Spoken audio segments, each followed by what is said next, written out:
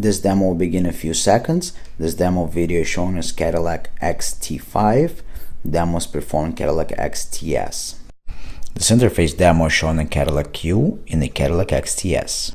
All Cadillac CUE vehicles have identical radio and identical screens, even if it's a different vehicle.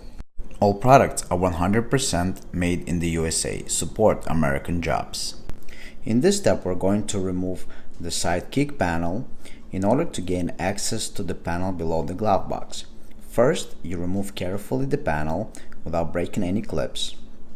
After you remove the panel, we will need 8mm screwdriver head or ratchet with 8mm socket. So this way we can remove the panel located directly below the glove box so we can access the rest of the computers and glove box.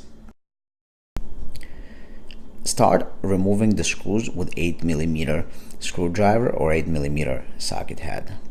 Once you remove the screws, you will be able to remove the panel that is located right below the glove box. After you remove the panel, carefully don't pull it out because you have to remove the light for the footwell. After you remove the light, you can now proceed to the rest of the installation. This is an overview of the interface. This T-harness connects together to the main harness, then it plugs in into the car. Then we got the main plug that plugs in into the interface. Then we got the RCAs, there are camera inputs and audio output into the auxiliary of the car, so you can hear audio from your HDMI, CarPlay, Android Auto, or navigation. And then we'll proceed to the rest of the installation. Locate screen control unit and the radio control unit.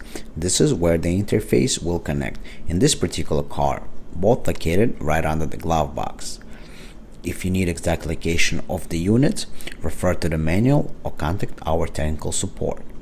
Both units need to be plugged in. The image you see right now is the radio unit. It has a gray connector. Right next to it, we will show you screen control unit. Now you can see radio control unit, gray connector, and below it you can see the screen control unit, blue connector. This car, both interfaces are located directly underneath the glove box, so you can easily reach it by hand. First, we're going to begin by removing the blue connector from the screen control module in order to connect the screen interfacing from the main module. First, we're going to plug in male into female, the blue plugs together.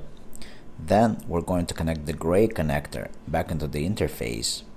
Then we're going to take the second connector and plug into the black connector. And then the other end, which is the blue one, we're going to connect back into the screen control module. Then in the next step, we're going to connect the gray 20-pin T-harness into the radio control module. Now we're going to interface radio. We need to unplug the male connector from the radio module. Once we unplug the connector from the radio module, we're going to go ahead and plug it in into the female connector of the supply T-harness. Once we plug it in into the supply T-harness, we're going to go ahead and plug in the leftover male connector back into the radio module. Once that is accomplished, we're going to go ahead and plug in the module. The LEDs in the module will light up. Once you plug everything in, the LED is going to start blinking. Once you put the ignition on, second LED will come on.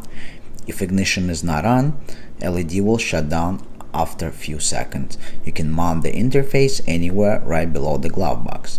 You will run your camera directly into the interface, into the RCA inputs, and you will have to run the audio wires from the RCAs into the car's auxiliary audio input. Now, when you put the ignition on, second LED turns on. Now, when you're going to plug in something into the HDMI port of the interface, the last LED will also turn on green, verifying HDMI connection to the interface. And now we will proceed to testing of the interface. You're going to start the car and you're going to set the radio to auxiliary.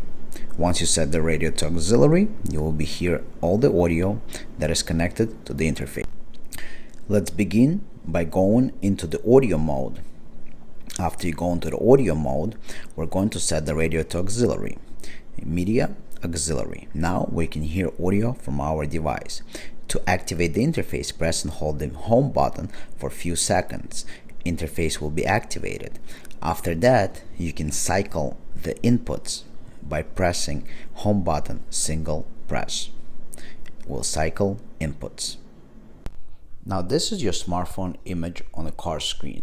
Smartphone is displayed on a car screen in HD quality. Please keep in mind, if you see any running lines on your car screen in this video, they are not there in real life. This is just how camera is recording the screen of the car. Now we will show you Waze. You see the Waze right on your car screen. Now let's show you how all this works. We're gonna go back to the factory screen. Now press and hold the home button. We will switch to HDMI input.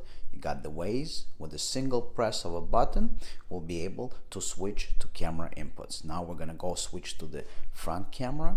You will see front camera, and in that white box it says front camera. It's hard to see on the camera, but it's there.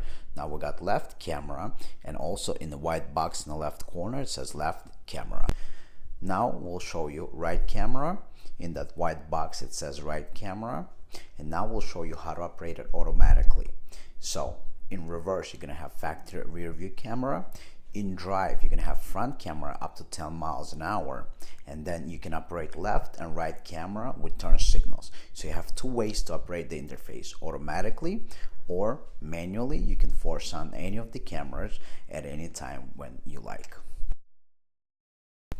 With this interface, you can operate both iPhone and Android. You can mirror your iPhone and Android to car screen.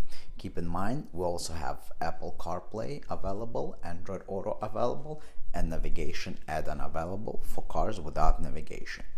We will now show you operation of YouTube, Netflix, and some other apps. Our interface can wirelessly mirror all the apps and wired iPhone as well. Let's go ahead and demo YouTube application.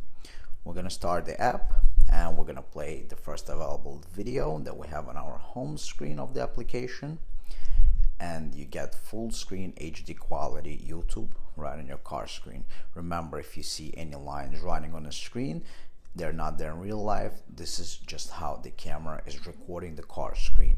Now we're gonna show you that Netflix also works 100%.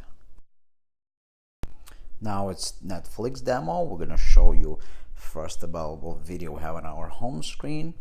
Again, keep in mind that we're on a slow LTE connection, and if you see any lines on the screen, those lines are not there in real life. This is just how the camera is recording the car screen. However, you get the mirroring in HD quality right on your car screen, and Netflix works 100%. Now, there's a great way to see the quality of our interface. None of our competitors will have this in 2018 or in any near foreseeable future. You can see that every letter of the text can be read. That's because it's fully HD mirroring. So everything on the screen is crystal clear. Every letter is readable. That's HD. All interfaces are 100% made in the USA. All interfaces are 100% automotive grades. These interfaces are designed to last for 10 years minimum. Thank you for watching. Please click the round logo on the left hand side of the screen to subscribe. If you want to watch another video, click the video on the right hand side. If you enjoyed this video, please share and leave a like and a comment. Thank you.